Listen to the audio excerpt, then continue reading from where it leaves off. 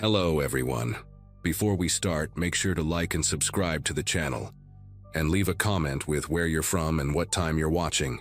That way, YouTube will keep showing you stories just like this one. Now, let's begin. I spent 15 years maintaining the grounds at Riverside National Cemetery, about 40 miles outside of Denver. It was steady work, quiet most days. Just me and my crew keeping the grass trimmed and the headstones clean. The place held over 12,000 veterans, rows and rows of white marble stretching across 90 acres. I'd gotten to know certain sections like the back of my hand, especially Section K where they buried the guys from Iraq and Afghanistan. Families would come every weekend, leaving flowers and little American flags, sometimes photos wrapped in plastic to protect them from the rain. I took pride in keeping everything respectful, making sure the place looked dignified for when people came to visit their loved ones. The whole thing started in early October, right when the leaves were turning that burnt orange color. A woman named Janet Brennan had come to visit her son's grave like she did every Sunday, bringing fresh white carnations from the grocery store. Her boy, Private First Class Michael Brennan, had been killed in Helmand Province back in 2012. She always stayed for exactly an hour, sitting on one of those portable camping chairs she'd bring, just talking to the headstone like he was sitting right there with her. But that particular Sunday, she came running to the maintenance shed where I was cleaning equipment, practically screaming that someone had destroyed her flowers. When I followed her back to Section K, I saw what she meant. The carnations looked like they'd been put through a paper shredder, white petals scattered everywhere, stems twisted and mangled beyond recognition. At first, I figured it had to be kids messing around, maybe some teenagers with nothing better to do on a weekend. I helped Janet clean up the mess and told her I'd keep an extra eye on things. But then it happened again the following week, this time to a family who'd left yellow roses on their son's grave 3 rows over. The Andersons had driven 6 hours from Nebraska to visit Corporal Jake Anderson's resting place, and they found their flowers absolutely demolished, petals ground into the grass like someone had stomped on them with boots. The weird part was that other flowers on nearby graves were completely untouched. A bouquet of red tulips literally 2 feet away sat there perfect as could be. I started documenting everything in my work log, taking photos with my phone because my supervisor, Tom Garrett, wanted evidence if we were dealing with vandalism. By the 3rd week, word had spread among the families who visited regularly, and people were getting angry. We installed 2 motion-activated cameras near Section K, the kind hunters use to track deer, figuring we'd catch whoever was doing this. The footage showed absolutely nothing, just the flowers sitting there one frame, and then maybe 20 minutes later, completely shredded with no one in sight. Not even wind could explain it because the destruction was too deliberate, too violent. The petals weren't just scattered, they were torn into tiny, almost uniform pieces. Tom called the police, but they basically shrugged and said without evidence of an actual person doing it, there wasn't much they could investigate. Meanwhile, I started noticing a pattern that made my chest tighten every time I thought about it. Every single grave where flowers got destroyed belonged to a soldier who died from friendly fire. I only realized this because I'd been cross-referencing my incident reports with the cemetery's database, trying to find some connection between the affected graves. Michael Brennan, killed when a convoy mistook his patrol for insurgents. Jake Anderson, died from a misidentified drone strike on his position. Once I saw it, I couldn't unsee it. The cemetery had maybe 30 or 40 friendly fire casualties, scattered throughout different sections, and every destroyed bouquet sat on one of those specific graves. I didn't tell anyone about this discovery right away because, honestly, it sounded insane even in my own head. How could anyone know which deaths were friendly fire just by looking at the headstones? The markers didn't specify cause of death, just name, rank, and dates. I decided to test my theory on a Monday morning when the cemetery was basically empty, except for me and 2 other groundskeepers working the far sections. I bought a small bunch of daisies from the supermarket and placed them on Staff Sergeant Anthony Russo's grave, another friendly fire casualty from 2009. Then I sat in my truck about 50 yards away, drinking coffee from my thermos and pretending to fill out paperwork while keeping my eyes on those daisies. After about 45 minutes, I got out to check the sprinkler system in the next section over, but I made sure to keep glancing back at Russo's headstone every few minutes. When I walked back an hour later, the daisies were obliterated, white and yellow fragments spread across the grass like confetti. The graves on either side still had their artificial wreaths sitting exactly where families had placed them weeks ago. The situation escalated when Glenn Foster showed up that Wednesday. Glenn was Michael Brennan's squad leader, the one who'd called in the coordinates that led to the friendly fire incident. I recognized him from the memorial service years ago, a stocky guy with prematurely gray hair and this permanent furrow between his eyebrows. He came carrying an expensive arrangement, must have cost him $200 easy, with purple irises and white lilies arranged in a brass vase. He knelt at Brennan's grave for maybe 10 minutes, not saying anything, just staring at the headstone with his jaw clenched tight. After he left, I watched from the equipment shed as usual. This time, the destruction happened faster. Within 15 minutes, those expensive flowers were torn apart so viciously that pieces of purple petals had somehow ended up 20 feet away, stuck to other headstones like someone had thrown them with force.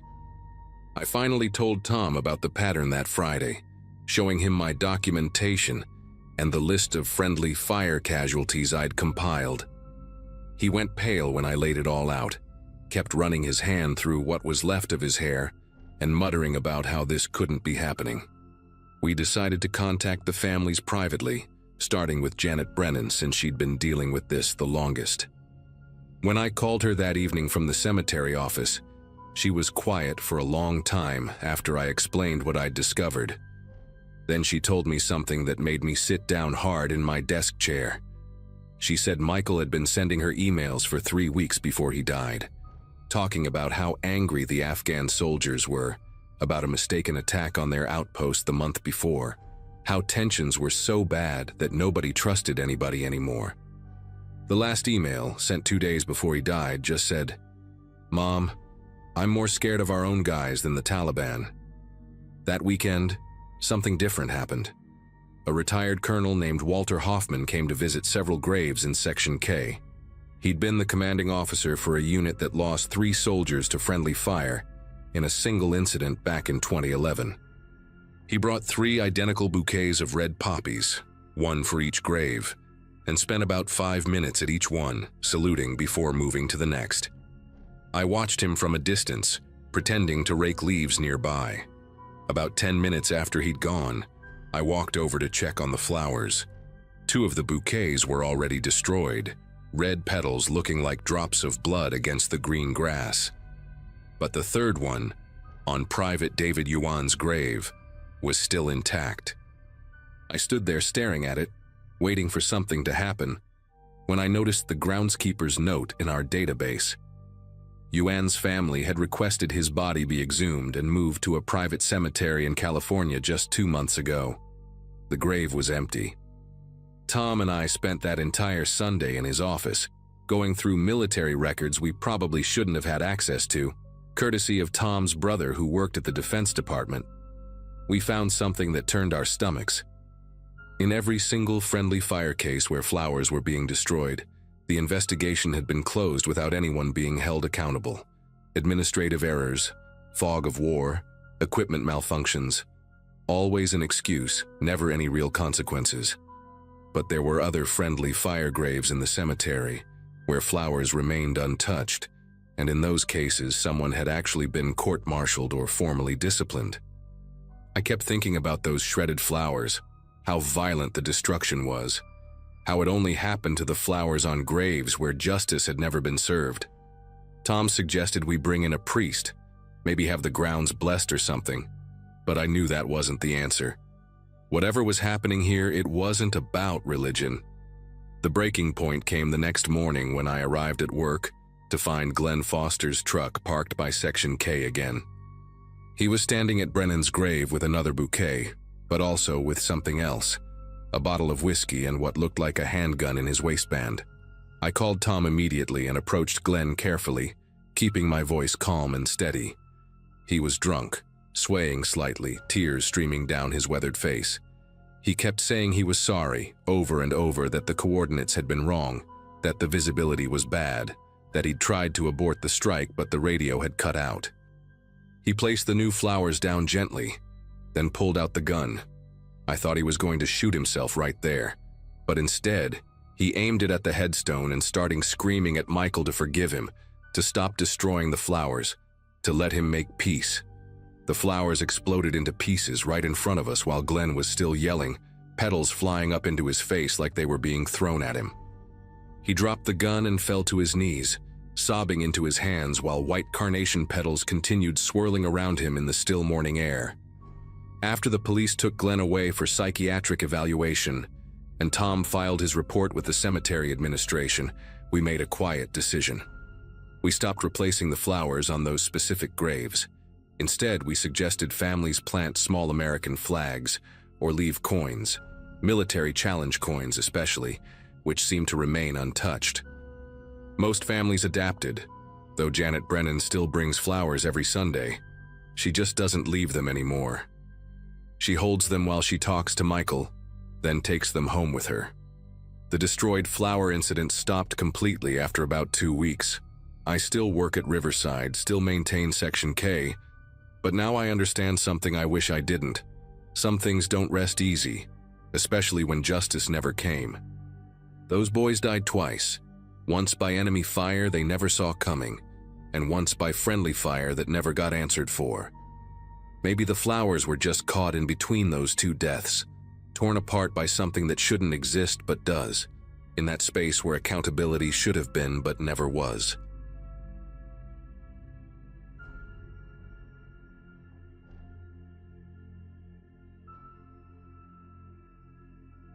Most people think cemetery work is creepy, but honestly, after 6 months as a night watchman at Hillcrest Memorial, I'd gotten used to the quiet. It was March of 2022, and I was pulling my usual shift from midnight to 8 in the morning. The job paid decent, and being 43 with a bad knee from construction work, I wasn't exactly drowning in options. My wife Karen and I had just bought our first house, a little ranch-style place about 10 minutes from the cemetery, and the steady paycheck meant everything to us. The cemetery itself wasn't huge, maybe 15 acres total, with sections dating back to the 1890s. Most nights I'd do my rounds every 2 hours, checking the gates, making sure no teenagers were drinking beer behind the mausoleums, that sort of thing. Pretty standard security stuff, nothing that would make your hair stand on end. The first time I heard the laughter was a Wednesday night around 2:30 a.m. I was sitting in the small security office near the main entrance, eating a ham sandwich and watching some old sitcom on my phone when this sound drifted through the window. Kids giggling, the way they do when they're playing tag or hide and seek. Clear as day, maybe 4 or 5 different voices. Couldn't have been more than 8 or 9 years old from the sound of it. I grabbed my flashlight and headed out, figuring some local kids had snuck in for a dare or something. The sound was coming from the newer section, over by the oak trees on the west side. But here's the thing. The closer I got, the more the laughter seemed to move around like the kids were circling me, staying just out of sight behind the headstones. Then, just like someone hit a switch, complete silence. Not even the crickets were chirping anymore. When I swept my flashlight across the area, all I found was disturbed gravel around a cluster of 6 graves, like someone had been kicking at the stones. And get this, there were candy wrappers scattered on top of the headstones. Not old, weathered ones either. Fresh Snickers and Milky Way wrappers, the chocolate smell still hanging in the air. The graves were all grouped together, and when I looked closer, the dates hit me hard. Every single one of these kids had died on the same day, November 14th, 2014. The oldest was 11, the youngest was 7. I picked up one of the wrappers, and it was damp with dew, meaning someone had just left it there within the hour. But there was no way out of that section except past where I'd come from, and I hadn't seen or heard anyone leave.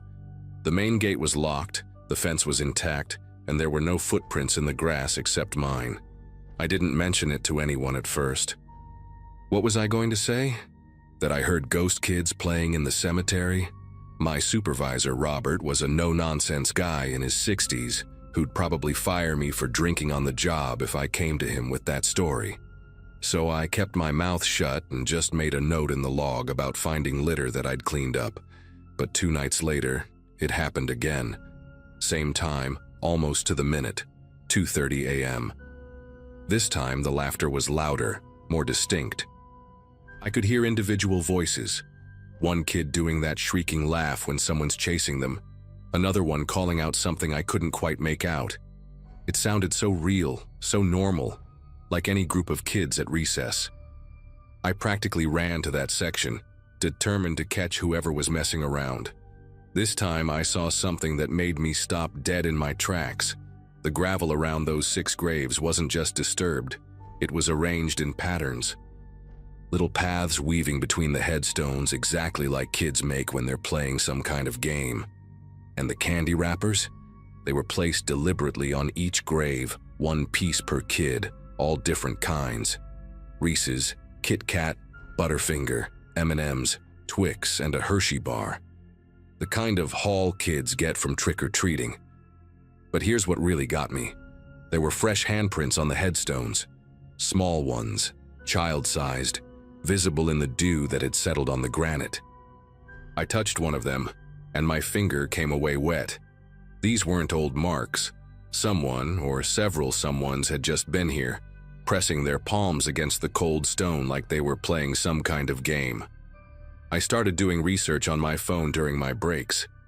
Didn't take long to find the news articles from 2014. School bus accident on Highway 49, coming back from a field trip to a science museum. The bus driver had suffered a heart attack, and the bus went off an embankment. 6 kids from Riverside Elementary didn't make it. The articles had their school photos, bright smiling faces in their best picture day clothes. One girl, Melissa, was holding a certificate for winning the school's spelling bee. A boy named Christopher was wearing a baseball uniform, just regular kids, the kind you'd see at any school, anywhere. The articles mentioned that the surviving kids from the bus said they'd been sharing their museum gift shop candy on the ride home, passing bags back and forth, everyone trading their favorites.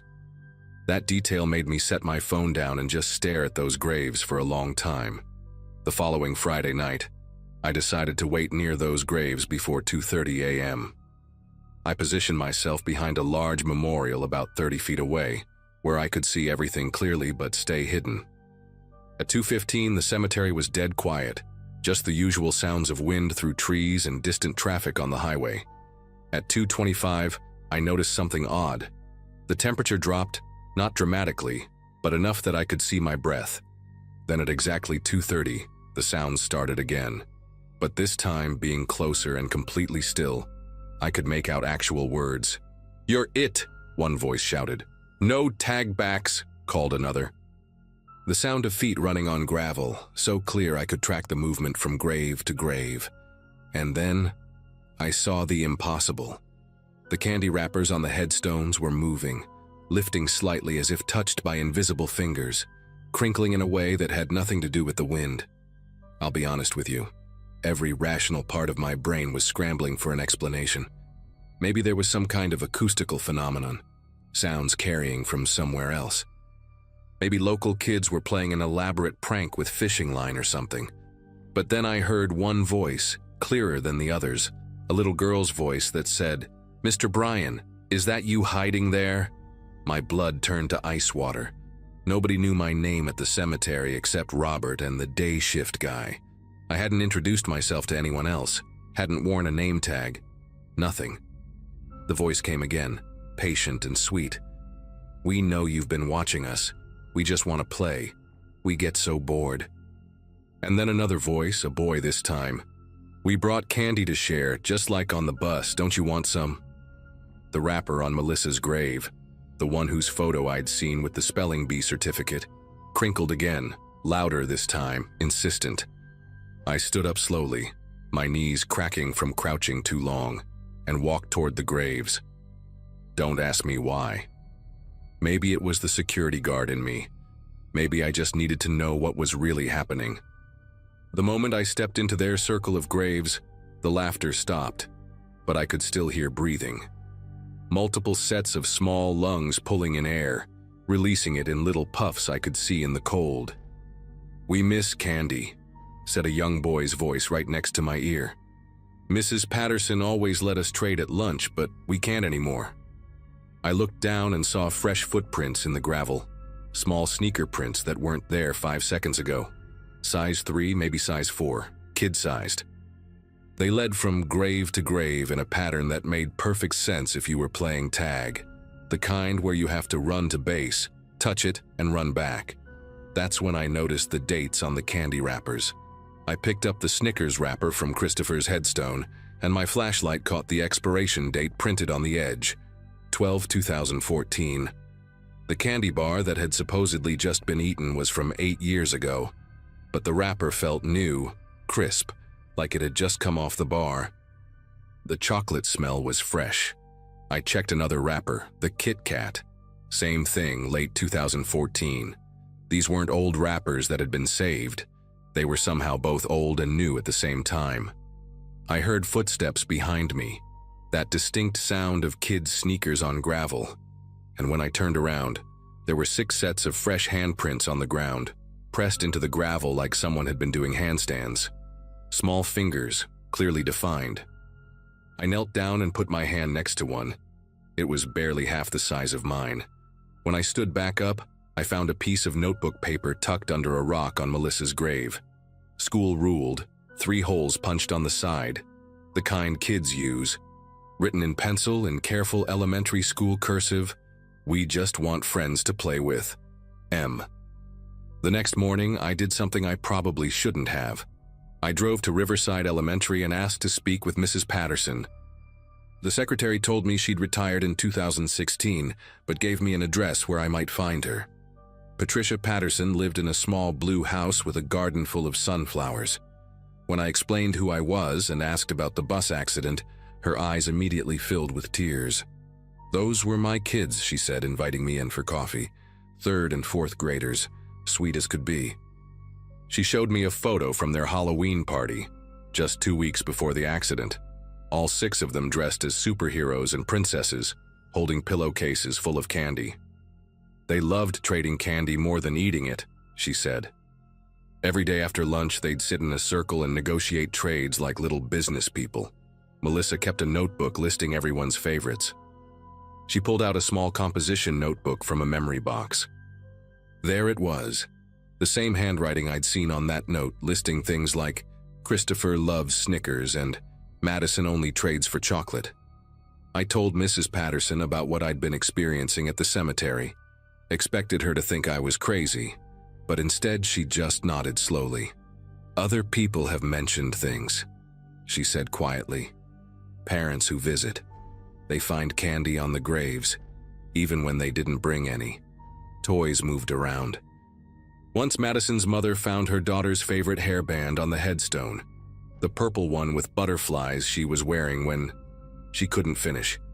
The first year after the accident, some of the surviving kids from the bus would sneak out at night.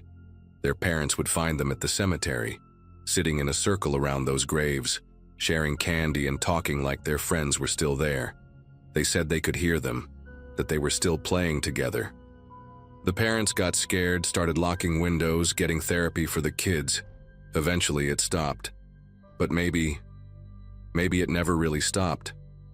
She looked at me with eyes that had seen too much grief. Maybe they're still waiting for their friends to come back and play.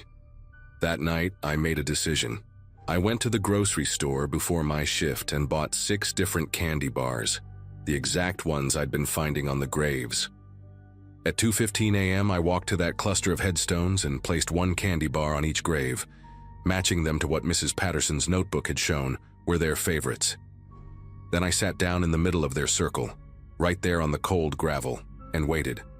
At 2:30, the sounds started again, but gentler this time. No running or laughing, just soft footsteps circling around me. I felt something brush against my shoulder, light as a feather.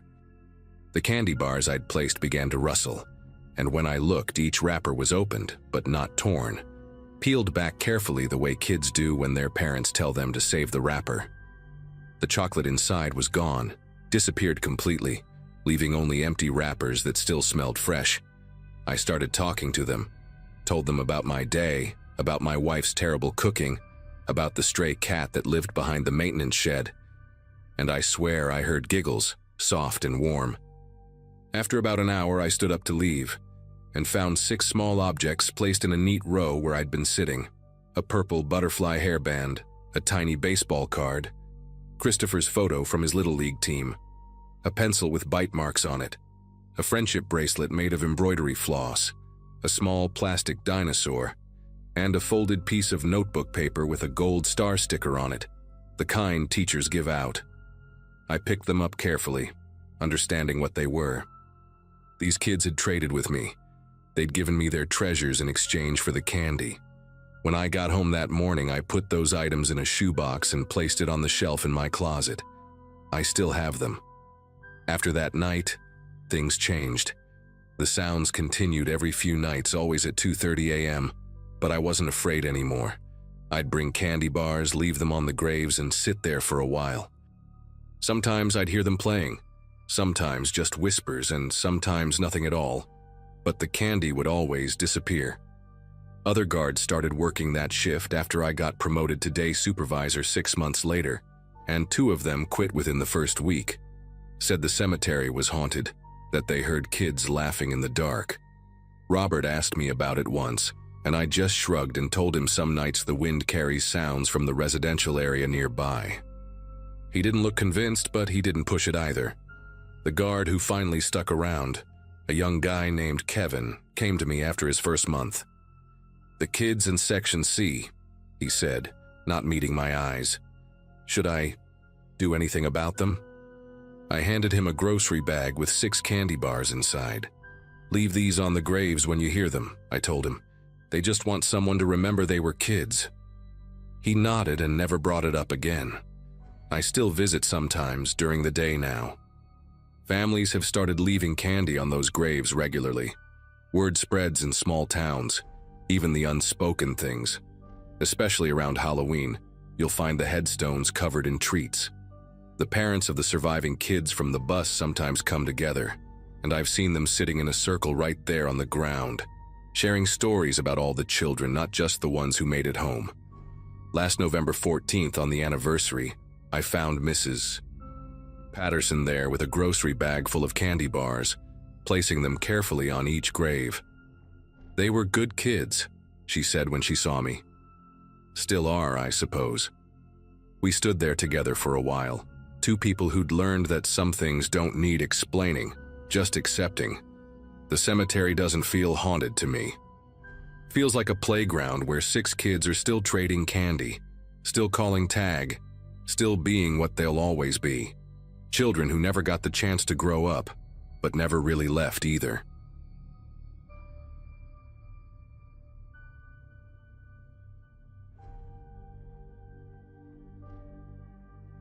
I work nights at Willowbrook Cemetery, just outside of town. Started the job about 8 months ago, after my construction company went under, and I needed something steady to pay the bills. The job posting said night security and maintenance, but really I just drive around in a golf cart, check that the gates are locked, and make sure the new motion sensor lights they installed last year are working properly. My shift runs from 10 p.m. to 6 a.m., and honestly, most nights I just sit in the little office near the main entrance, watching Netflix on my phone and doing my rounds every couple hours. The cemetery installed those LED motion lights along all the main paths after some vandalism incidents. They're supposed to help me spot anyone who shouldn't be there after dark.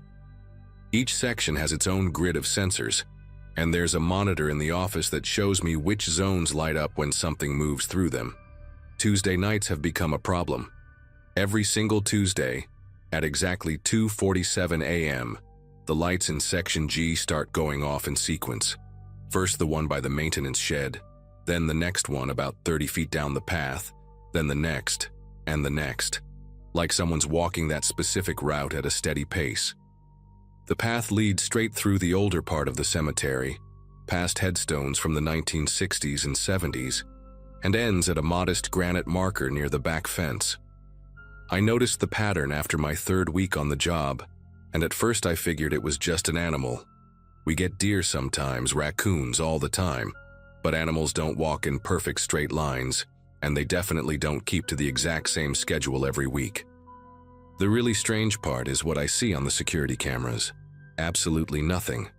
The lights illuminate empty paths, casting shadows from headstones and trees, but there's never anyone there. After about 2 months of this, I started keeping a log. Tuesday, 2:47 a.m., Section G lights activate in sequence duration, approximately 3 minutes and 15 seconds. Same path every time, same walking speed, never varies by more than a few seconds. I tried everything to figure it out. Checked for underground pipes that might be releasing steam, looked for sprinkler systems on timers, even stayed out there one Tuesday night hiding behind a large monument to see it with my own eyes. When 2:47 hit, the lights started their sequence right on schedule. I watched each one flick on, bright white LED flooding the path, and I swear to you there was nothing there. Just the lights responding to something I couldn't see, traveling that same route like clockwork. The motion sensors are infrared. They detect heat signatures and movement, and they're sensitive enough to pick up a rabbit from 20 feet away. Whatever was triggering them was giving off enough heat and mass to register, but remained completely invisible to both my eyes and our cameras. I started digging into the cemetery records during my downtime, trying to figure out if there was something special about that particular path, or where it ended. Most of the graves in Section G are from families who lived in town during the 60s and 70s, teachers, shop owners, regular folks. The path that lights up every Tuesday night ends at the grave of a woman named Dorothy Caldwell, died in 1973 at age 29. Her headstone is simple, just her name and dates plus the words beloved daughter and sister. Nothing unusual about it, except that it's exactly where the light sequence stops every single time. I found her obituary in the cemetery's old files, just a brief mention that she died unexpectedly, survived by her parents and 2 brothers.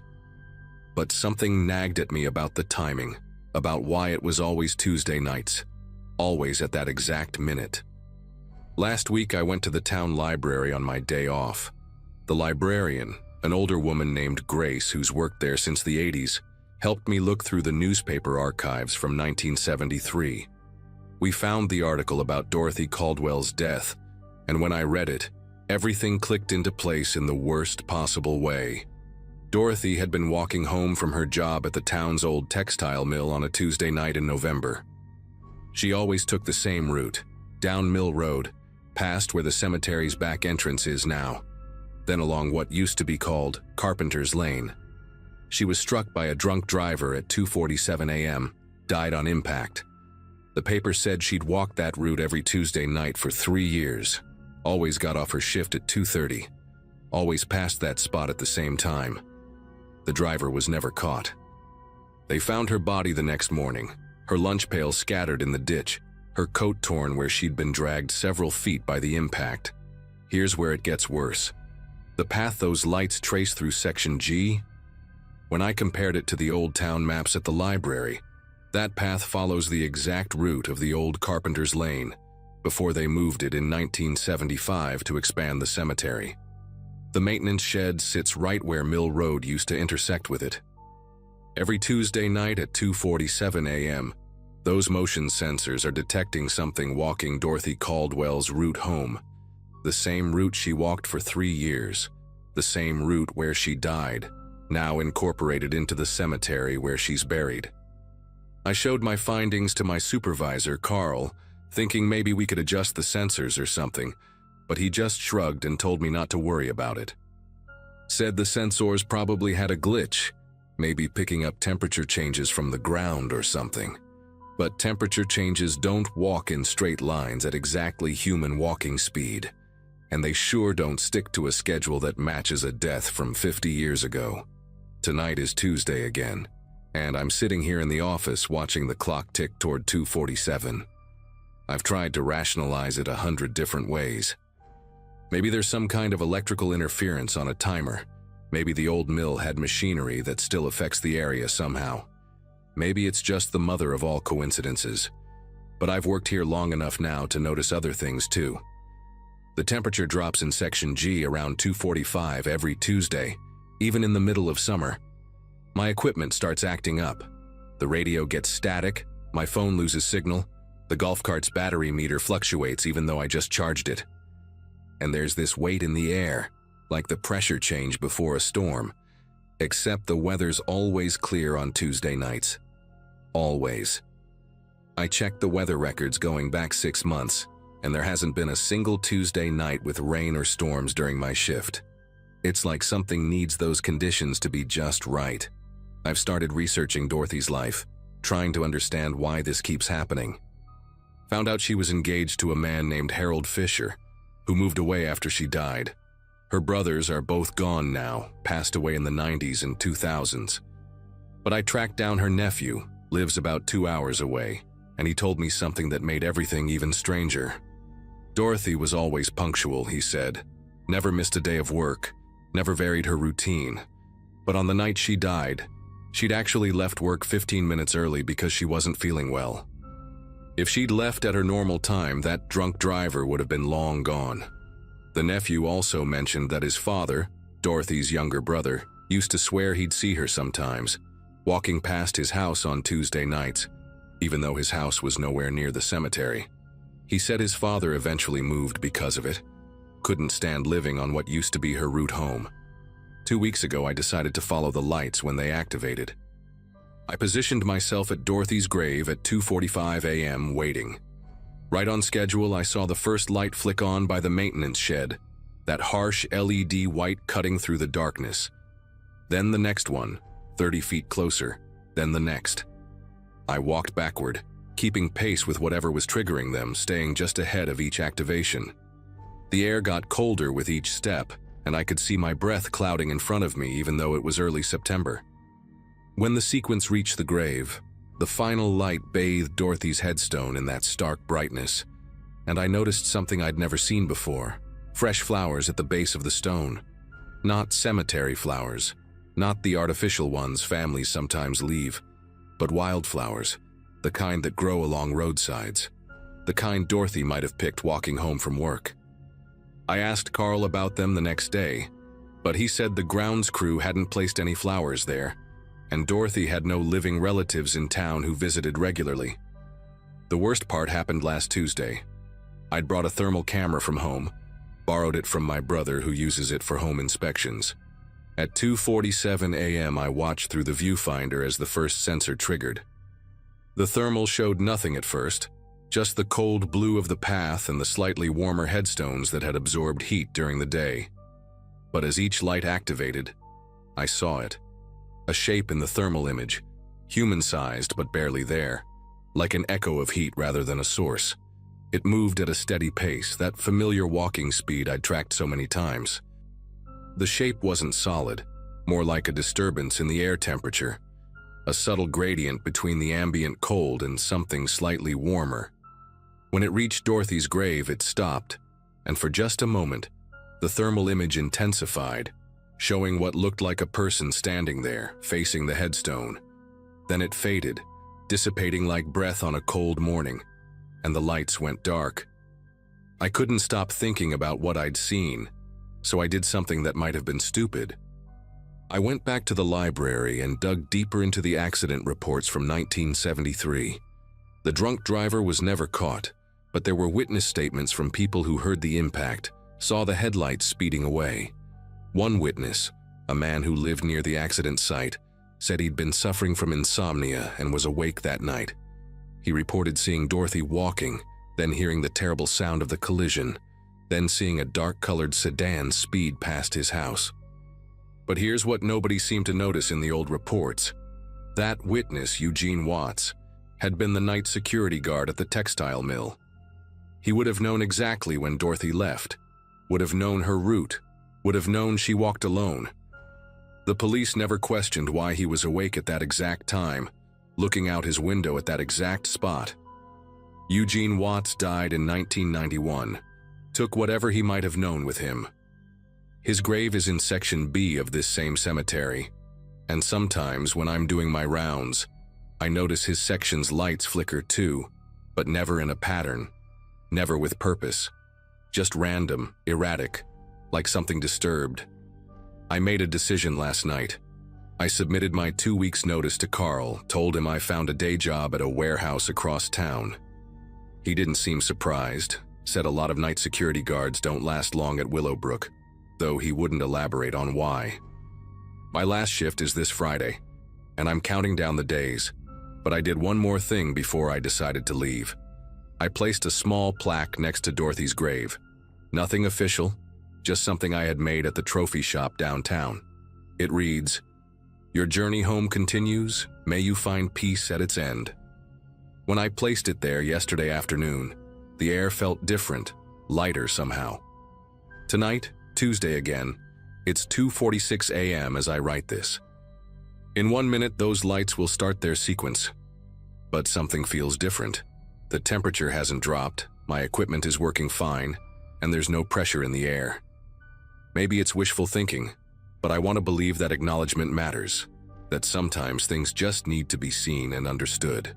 The clock just hit 2:47. The lights in Section G remain dark. For the first time in 8 months, Tuesday night at Willowbrook Cemetery is quiet, and Dorothy Caldwell's path home has finally ended.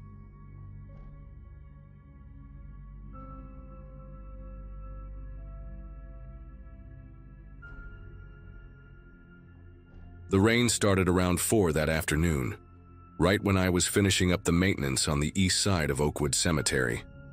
I'd been working there for about 6 years at that point, mostly doing groundskeeping and closing up the gates every evening. It was a decent job, quiet most of the time, and I actually liked the solitude. My wife Amy always joked that I preferred the company of the dead to the living, and honestly, after dealing with my previous job in retail, she wasn't entirely wrong. That particular day in late September, I was alone since my coworker Brad had called in sick. The cemetery sprawled across 40 acres, and with the storm getting worse by the minute, I wanted to finish my rounds quickly and head home before the roads flooded. I was heading toward the main gates around 6:30 when I spotted someone near the older section of graves. Through the sheets of rain, I could make out a figure moving slowly between the headstones, stopping occasionally like they were reading the inscriptions. Now, we technically closed at 6, but it wasn't unusual for people to lose track of time when visiting loved ones. The guy was wearing what looked like a dark coat, completely soaked through, and he didn't have an umbrella. Something about the way he moved seemed deliberate, methodical even, like he was searching for a specific grave. I grabbed my flashlight from the maintenance shed and started walking toward him, pulling my hood up against the downpour. The mud was already ankle-deep in some spots, and I had to watch my step to avoid slipping on the wet grass. As I got closer, I called out to him, trying to be polite but firm. "Sir, we're closed for the evening. I need to lock up." The man didn't turn around immediately. He just stood there, facing a weathered headstone from the 1950s, rain streaming down his back. When he finally did turn, I noticed he was probably in his 40s, clean-shaven, with this peculiar scar running from his left eyebrow down to his cheekbone. His clothes weren't just wet, they were completely drenched, like he'd been standing in the rain for hours. He looked at me with these pale gray eyes and said, "I know, but I needed to wait until you finished with the Henderson plot." That stopped me cold because I had just been working on the Henderson family section, trimming the hedges and replacing some flowers. Nobody else had been around to see me there. Before I could ask how he knew that, he continued talking in this calm, measured voice.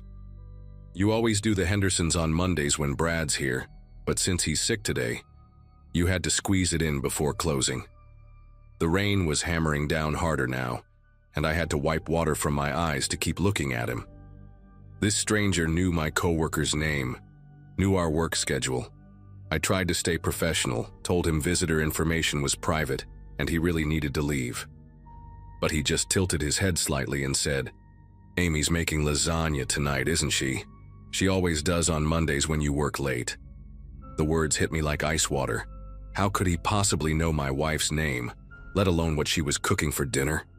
I took a step back, my boots squelching in the mud, and gripped my flashlight tighter. The rational part of my brain was trying to find explanations. Maybe he knew someone from town. Maybe he'd overheard conversations, Maybe he worked somewhere I'd been. But none of that explained the level of detail he had. "Who are you?" I asked, hearing the edge in my own voice. He didn't answer right away, just started walking slowly between the graves, running his fingers along the tops of the headstones as he passed them.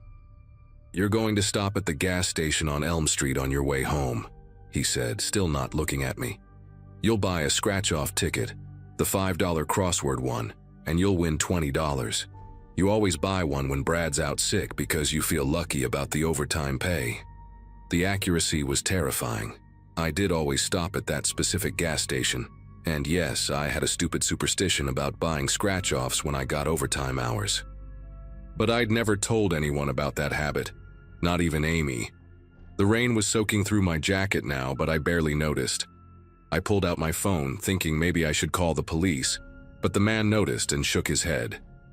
"Your phone's at 12% battery," he said quietly. "You forgot to charge it last night because you were watching that documentary about serial killers until 2 in the morning. Amy fell asleep on the couch at 11:15. I looked at my phone screen. 11% battery, close enough to make my chest tighten. And yes, I had stayed up watching exactly that, and Amy had dozed off on the couch around 11. The man finally stopped walking and turned to face me fully. The rain had plastered his dark hair to his forehead, and water was dripping steadily from his chin. "You keep a photo in your wallet," he said, taking a step closer. "Not of Amy. The other one, behind your driver's license. The girl from college, Rebecca. You dated her for 3 years before you met Amy. You never told your wife you still carry it." My hand instinctively went to my back pocket where my wallet was. Nobody knew about that photo. It was just a small thing, a memory I couldn't quite let go of, hidden behind everything else.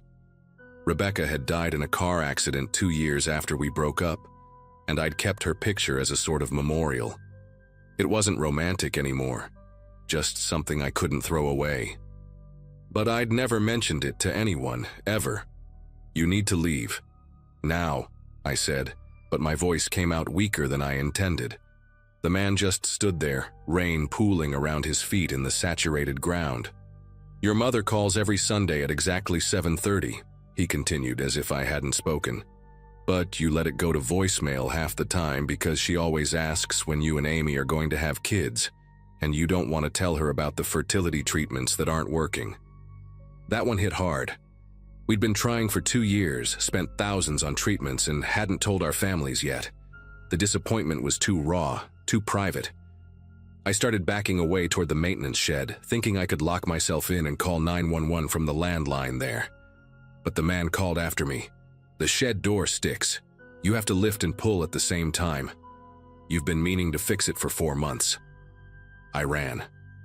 I didn't care about dignity or protocol anymore. I just ran through the rain and mud toward my truck parked by the main entrance. Behind me, I could hear the man's voice, steady and unhurried. "You're going to slip near the Morrison Monument. There's a route there you always forget about." Sure enough, my foot caught on something and I went down hard, my knee slamming into a gravestone. Pain shot up my leg, but I scrambled back up, limping now, covered in mud and grass. When I glanced back, the man was following but not running. Just walking at that same measured pace, like he knew exactly where I was going and how long it would take me to get there. My hands were trembling so badly I could barely get my keys out of my pocket. I finally reached my truck and yanked the door open, slamming it shut and hitting the locks immediately. Through the rain-blurred windshield, I could see him standing about 20 feet away, just watching. I started the engine, and that's when he did something that made my whole body go rigid. He held up 3 fingers, then 2, then 1. Right as his last finger went down, my engine sputtered and died. I turned the key again. Nothing. The man walked closer, stopping right by my driver's side window. "Alternator," he said, loud enough for me to hear through the glass. "It's been making that whining sound for 3 weeks. You were planning to get it fixed this weekend." He was right. The truck had been making that sound, and I had an appointment at the shop for Saturday. The man pressed his palm flat against my window, and I could see every line in his hand through the rain-streaked glass. "I'm not here to hurt you," he said. and for some reason I believed him. There was something in his tone, almost sad, like he was carrying out some obligation he didn't enjoy. I just needed you to understand that someone is always watching, always knowing. You're going to go home tonight, hug Amy, and not tell her about this. You're going to fix your truck, come back to work, and pretend this never happened. Because if you don't... He didn't finish the sentence, just removed his hand from the window, leaving a perfect handprint in the condensation. Then he turned and walked back into the cemetery, disappearing into the rain and darkness between the headstones. My truck started on the next try, as if nothing had been wrong with it at all. I drove home in a daze, stopped at the gas station out of some bizarre compulsion to see if he was right, and bought that scratch-off. $20 winner. At home, Amy had indeed made lasagna, and I hugged her so tight she asked if everything was okay. I told her it had just been a long day. That was 8 months ago. I still work at the cemetery, still close up most nights. I've never seen the man again, but sometimes I find things. A flower placed on a grave I just cleaned, footprints in areas I just raked, little signs that someone has been there. I looked through all our records, checked security footage from nearby businesses, even hired a private investigator with my savings. Nothing. No explanation. All I know is that somewhere out there, someone knows every detail of my life, and I'll never understand why they chose that night to let me know it.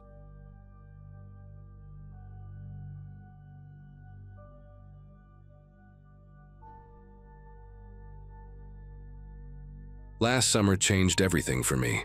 I was 17, living in a small college town in Iowa with my parents and younger sister. Life was predictable. Summer job at the hardware store, hanging out at the mall, sneaking beers at house parties when someone's parents were out of town. I had this tight group of friends I'd known since middle school.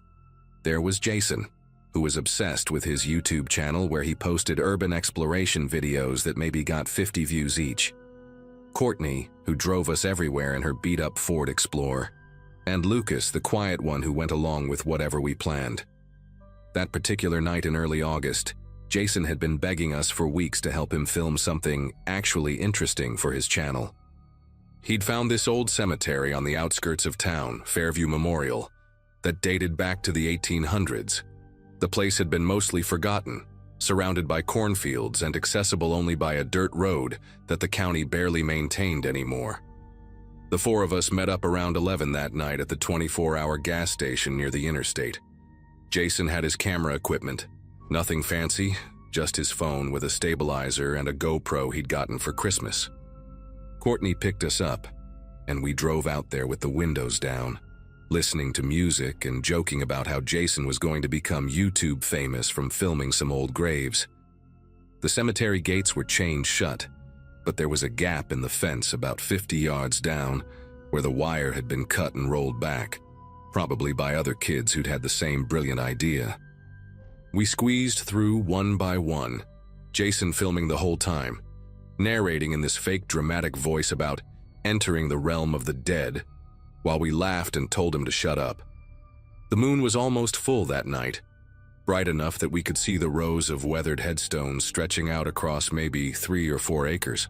Some were so old, the names had worn away completely, just smooth stone rectangles sticking up from the overgrown grass. We spent about an hour wandering around, being idiots basically. Lucas found this massive oak tree in the center, with roots that had pushed up through several graves, creating these weird bumps and valleys in the ground. Jason was getting footage of everything. The crumbling angel statues, the family plots with those little iron fences around them. This one headstone from 1847 that just said baby girl with no other information. Courtney kept reading the inscriptions out loud in different voices, making up stories about how each person died. "Here lies Ezekiel Thompson," she'd say in this old-timey accent. "Choked on a chicken bone at Sunday dinner." We were trying to keep quiet since there were houses maybe a quarter mile away, but we kept cracking up at stupid stuff. At one point, Lucas pretended to rise from behind a headstone like a zombie, and Jason nearly dropped his phone trying to film it while laughing. The whole thing felt like any other night we'd spent together that summer, just messing around, killing time. Jason decided he needed some solo shots for his video intro, so he had me hold the GoPro while he walked between the graves doing his narrator thing.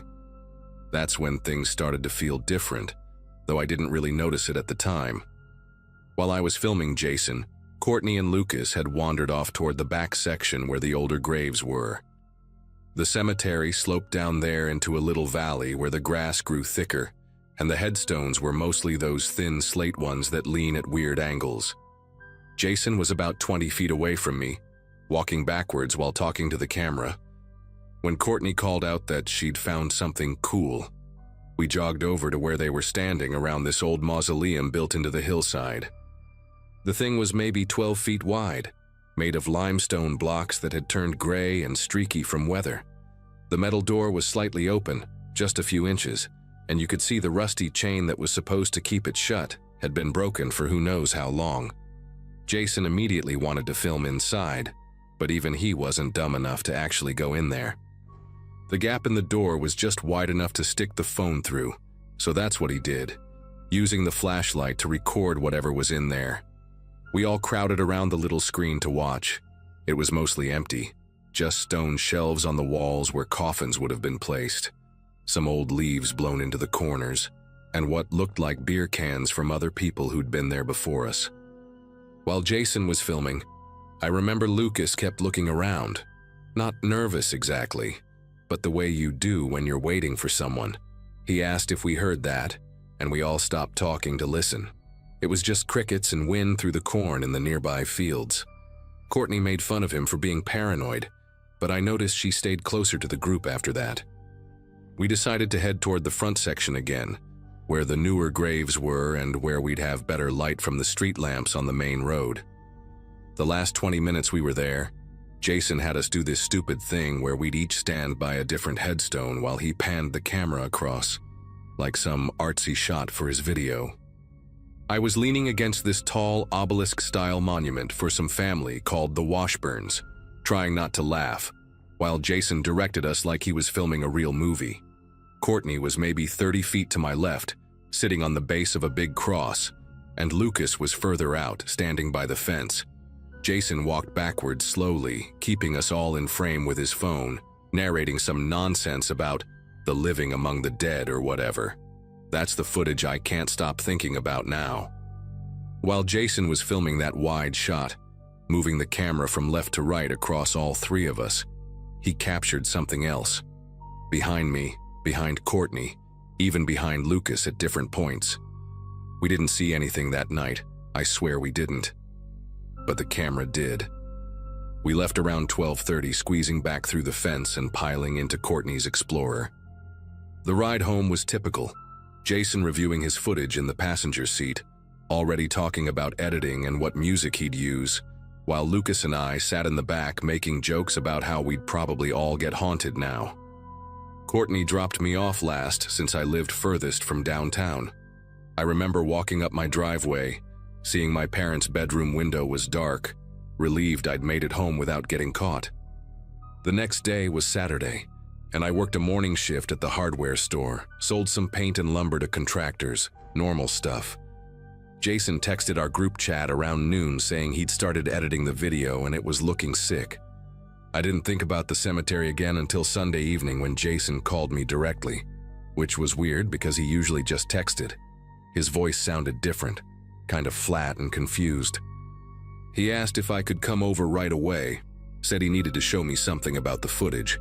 I drove over to Jason's house around 7. His parents were at some dinner thing, and I found him in his room with his laptop open, the editing software paused on a frame from Friday night. Lucas was already there, sitting on the bed looking uncomfortable. Jason didn't say anything at first, just hit play on a clip. It was the footage from when we first entered through the fence, all four of us squeezing through and laughing. But there, maybe 15 feet behind us in the frame, barely visible between two headstones, was a person, just standing there, watching us come in.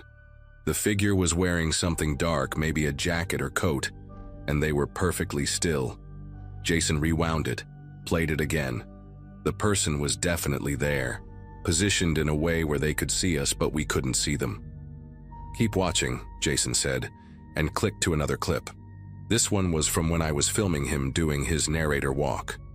In the background, moving between the graves parallel to Jason but staying behind the larger monuments, was the same figure.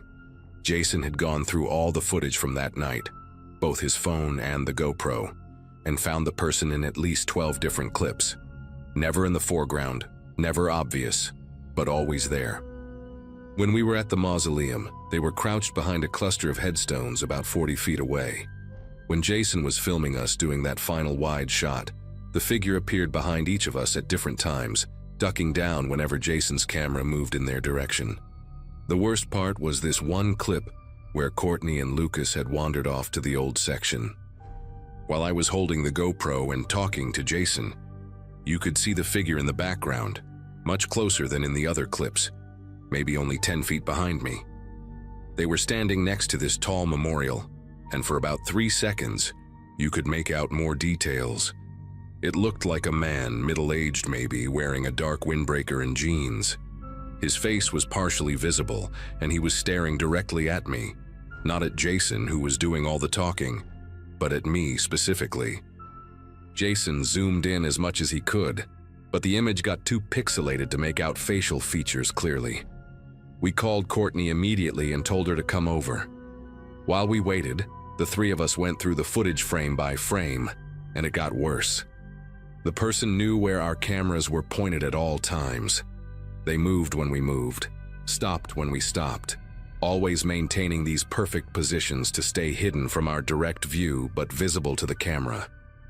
In one shot where Lucas was pretending to be a zombie, rising up from behind a headstone, you could see the figure had moved to a spot right behind where Lucas had been crouching just seconds before. If Lucas had looked back before standing up, they would have been face to face. Courtney arrived and went pale when we showed her everything. She pointed out something we'd missed. In the clip where she was reading the funny inscriptions, there was a moment where she'd spun around quickly because she thought Lucas was behind her trying to scare her. But Lucas was actually 20 feet away looking at other graves. In the footage, you could see why she'd turned. The figure had been approaching her from behind and had just ducked behind a headstone when she started to turn. We spent the next hour trying to figure out what to do. Lucas wanted to call the police, but what would we say? That someone was in a public cemetery at the same time we were trespassing there. Jason was freaking out about whether to delete everything or save it as evidence of something. Courtney kept going back to one particular clip, the last one Jason had filmed as we were leaving. Showed us walking toward the fence gap, and the figure was following us, staying about 30 feet back, stopping behind monuments whenever one of us glanced around. But right before the video cut off, just as Jason lowered his phone, the figure had started moving faster, like they were going to follow us through the fence. That's when Courtney remembered something that made everything worse. When we'd gotten back to her Explorer that night, she'd had to adjust her rear-view mirror because someone had bumped it. We'd assumed Lucas had hit it getting into the back seat, but Lucas had gotten in on the other side. Someone had been close enough to our car to touch it, maybe looking inside, maybe trying the doors. We'd driven away completely unaware that this person might have been right there in the parking area with us. The four of us agreed not to post anything online, and to tell our parents if anything else weird happened. For about a week, nothing did. Then Courtney found something that still makes me sick to think about. She'd been cleaning out her Explorer and found a receipt under the passenger seat that wasn't hers. It was from a gas station dated the night we'd gone to the cemetery, time-stamped at 11:47 p.m., while we were still there. The receipt was for a coffee and a disposable phone charger. But here's the thing that really got us. The gas station was the same one where we'd met up that night. Someone had been there when we were, had probably watched us leave, maybe even followed us to the cemetery. We went back to Jason's footage from when he'd filmed us arriving at Fairview, and there it was, a pair of headlights way back on the dirt road, turning off right after we'd parked. We'd thought it was just someone using the road to turn around. Now we knew better. We never found out who it was or what they wanted. We filed a police report eventually, but nothing came of it. Sometimes I wonder if they're still out there, following other groups of kids with their cameras, staying just out of sight, waiting for I don't even know what.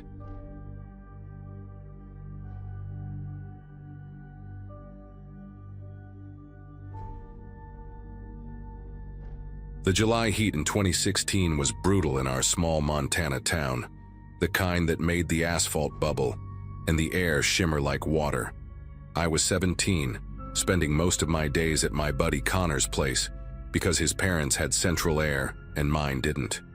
We'd been friends since middle school, both of us outcasts who bonded over skateboarding and trying to find anything interesting to do in a place where the most exciting event was the annual Corn Festival. Connor had this wild red hair that stuck up no matter how much gel he used, and freckles that covered every inch of his pale skin. That particular Thursday, we were sprawled on his basement floor, scrolling through our phones, when Connor suddenly sat up with that look in his eyes that always meant trouble. "Dude, you know that old Greenwood cemetery off Route 84? The one with the abandoned funeral home next to it?" he said, showing me some urban exploration forum on his phone where people were posting photos of the place. I knew exactly which cemetery he meant. Everyone in town did, though most people drove past it without a second glance. The place had been partially operational until about 5 years before, when the funeral home shut down after some financial scandal with the owner. Now the cemetery only did burials for people who already had family plots there. Maybe 1 or 2 funerals a year max. The funeral home itself, a massive Victorian-style building with peeling white paint and broken shutters, sat right at the edge of the property like some kind of guard tower. Connor was already pulling up more photos on his phone, showing me shots of elaborate old headstones and mausoleums that looked like tiny churches. "We should check it out tonight," he said. And even though every rational part of my brain said it was a terrible idea, the boredom was crushing enough that I heard myself saying yes. We made plans to meet at midnight, telling our parents we were sleeping at each other's houses. The oldest trick in the book, but it always worked because both sets of parents trusted us not to do anything too stupid. Around 11:45 that night, I slipped out through my bedroom window and jogged the 8 blocks to Connor's house, where he was already waiting by the curb with his dad's flashlight and a backpack full of snacks like we were going on some kind of camping trip. The walk to the cemetery took about 40 minutes, following the main road until it turned into the older highway that led out of town. There were no streetlights once we passed the last subdivision, just the occasional car heading who knows where at that hour. The temperature had dropped to something bearable, probably mid-70s, and crickets were going absolutely crazy in the fields on either side of us. Connor kept talking the whole way, nervous energy making him ramble about random stuff. His sister's new boyfriend, some game he wanted to buy, whether we thought Mr. Peterson would fail him in chemistry.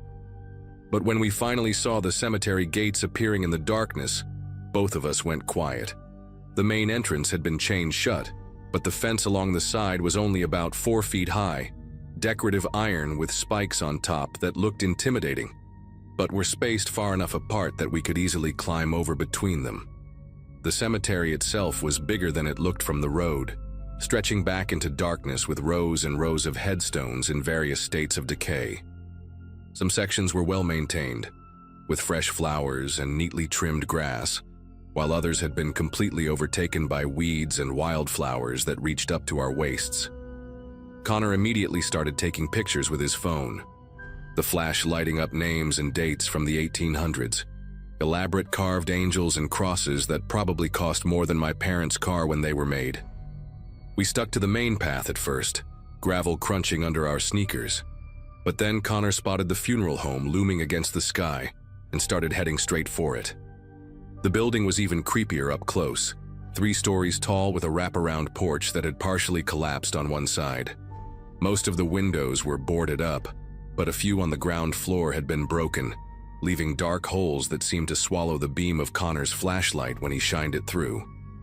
"Holy shit, look at this," he whispered, pointing to a side door that was hanging open, barely attached to its hinges.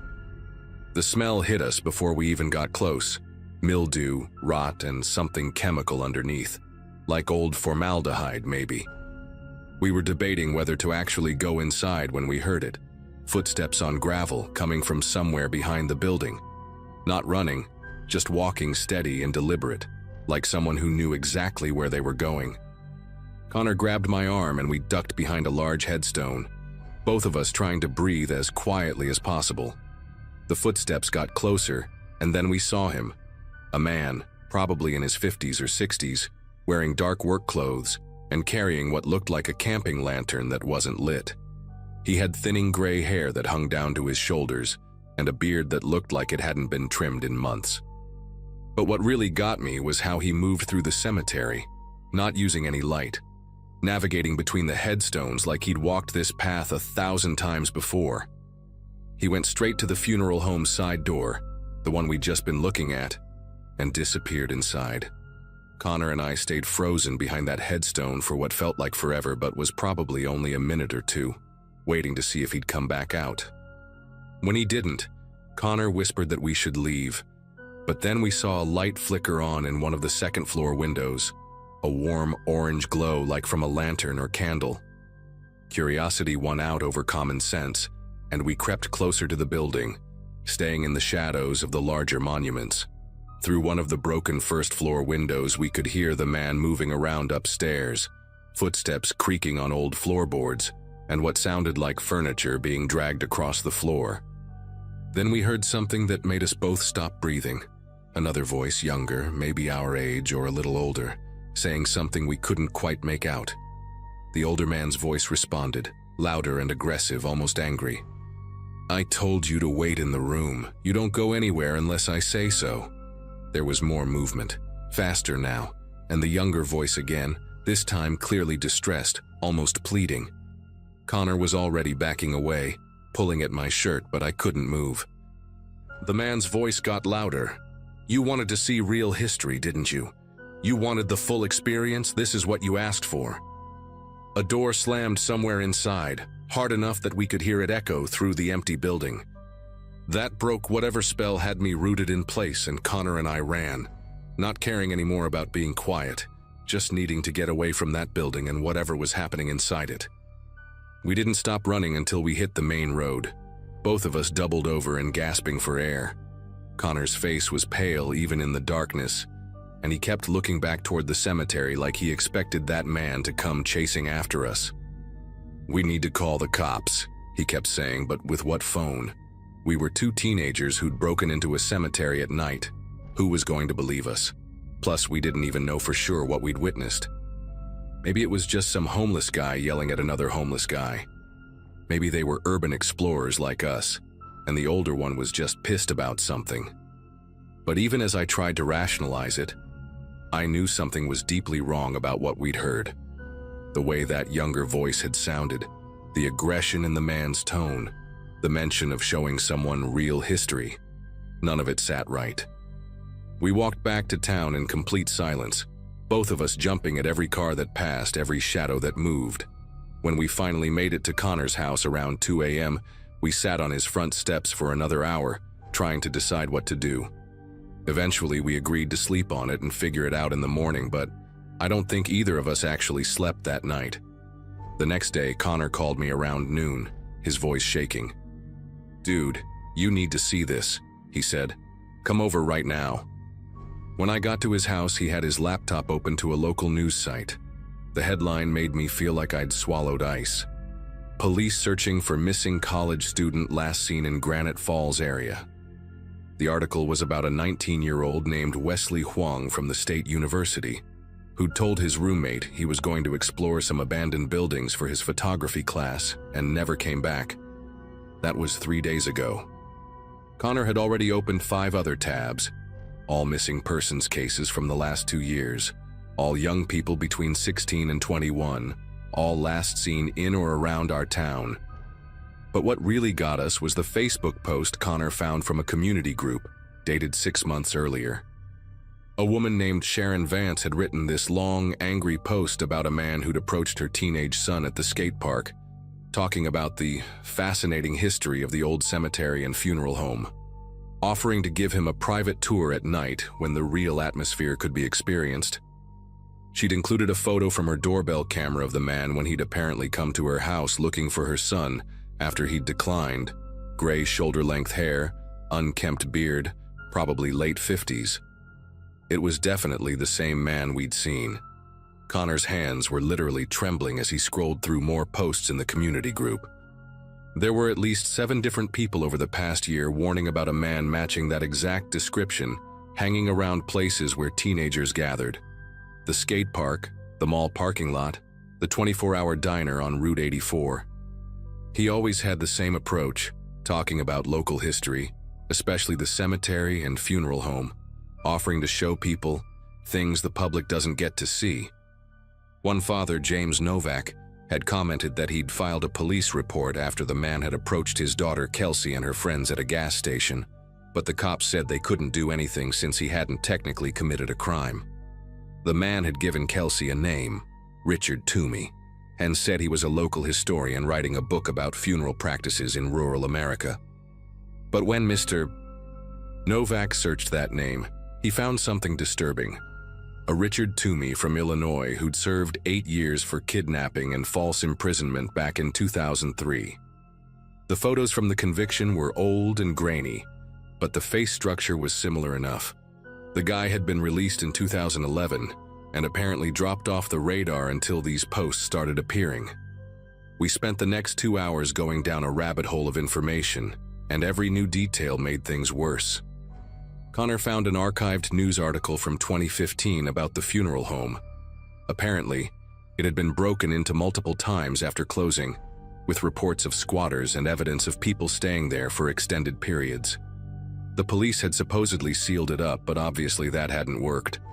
Then I remembered something that made me physically sick. The younger voice we'd heard had sounded distressed but not surprised, like they'd been there for a while already. Wesley Huang had been missing for 3 days. What if he'd been in that building the whole time? Connor was already dialing 911, but I stopped him. We needed to think about this carefully. If we called in an anonymous tip, they might not take it seriously. If we gave our names, we'd have to admit to trespassing, and our parents would lose their minds.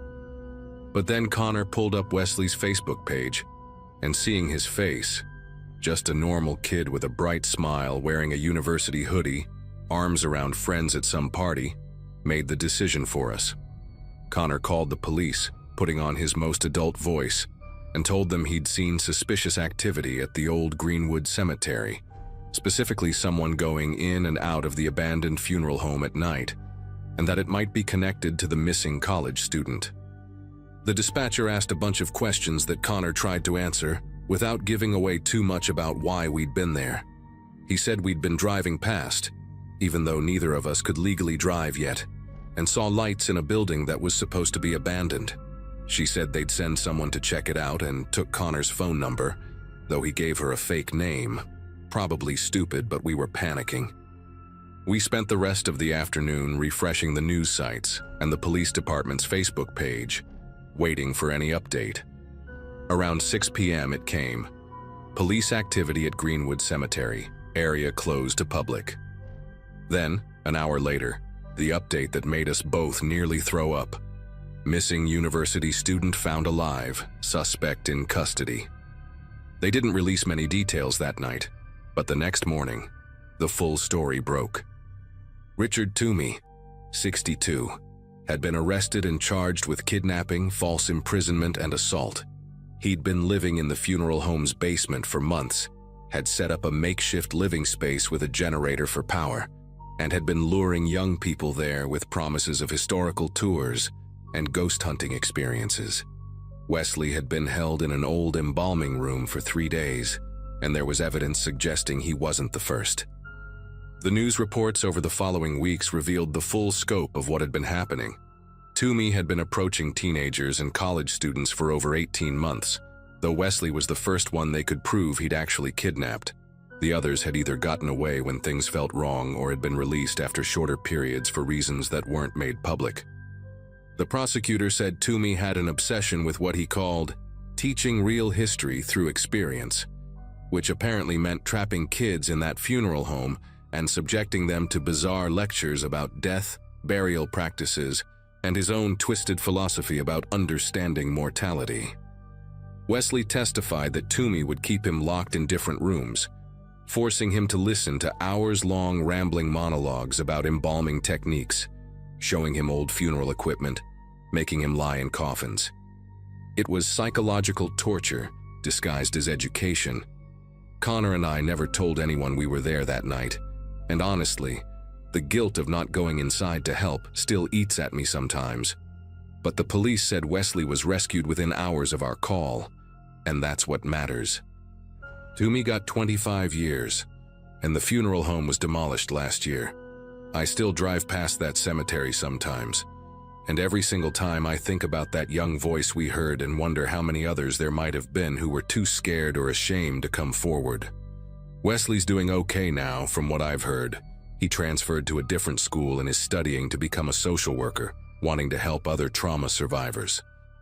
As for Connor and me, we never went urban exploring again, and we definitely never talked about that night without both of us ending up unable to sleep for days afterward.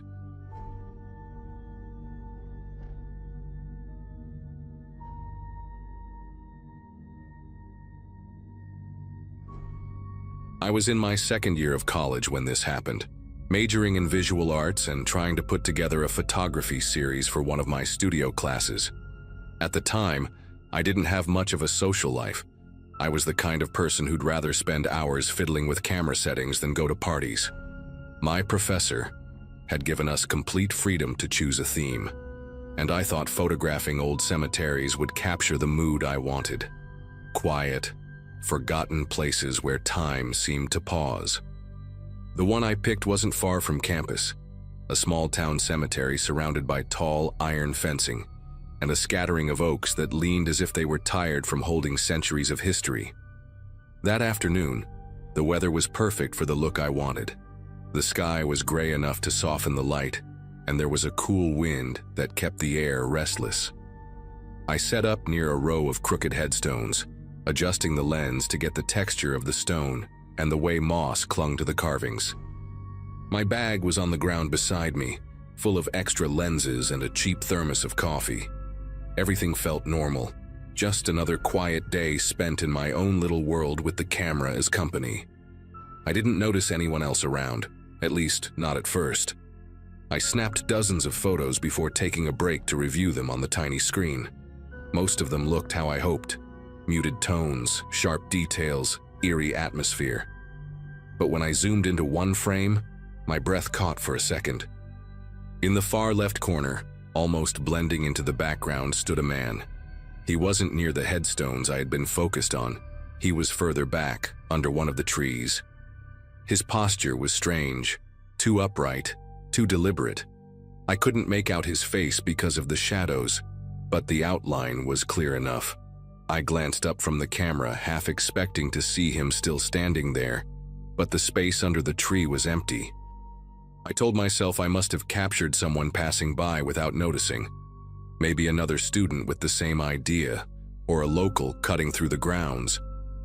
I shook it off and kept working, crouching lower to get different angles. But the thought of that figure stayed in the back of my mind, nagging like a word I couldn't quite remember. When I checked the next batch of shots, my chest tightened again. The man was there once more, this time not beneath the tree but closer, standing near a cracked monument that leaned sideways. He was still in the background, but his position had shifted in a way that felt deliberate, like he wanted to be noticed only after I'd looked back at the photos. The strangest part was how consistent his figure looked from one frame to the next, as if he hadn't moved naturally, but had just appeared in a new spot. I scanned the grounds more carefully, walking a few steps to each side, but the place was silent. The cemetery was big enough that someone could disappear behind the mausoleums or stone walls, yet the stillness around me didn't match the idea of a person wandering nearby. The only sounds were my own footsteps crunching dead leaves and the faint creak of branches rubbing together. I called out a quick hello, even though I wasn't sure why. Maybe to reassure myself that whoever it was would answer. No one did. I thought about packing up and leaving right then, but part of me didn't want to admit I was spooked. I told myself it had to be a trick of the light, maybe my lens catching a shadow in a way that looked human. So I kept going, forcing myself to focus on the project. I took wide shots of the older section where the stones were eroded into barely legible shapes. When I looked at those pictures, though, my stomach tightened. The figure was back, and this time I could see more detail. He wore a dark coat that seemed too heavy for the mild weather, and his outline was sharper, closer, like he had stepped forward between frames. I snapped the camera shut and looked around again, faster this time. The rows of stones stretched in every direction. The trees swayed gently in the wind, but there was no one standing where the image said he should be. My pulse quickened, and the idea of it being a shadow stopped making sense. Shadows don't get closer on their own. It felt less like coincidence and more like some kind of interaction, like the photos were showing me something I wasn't supposed to see with my own eyes. I moved to a different section of the cemetery, partly to prove to myself that this was nothing unusual.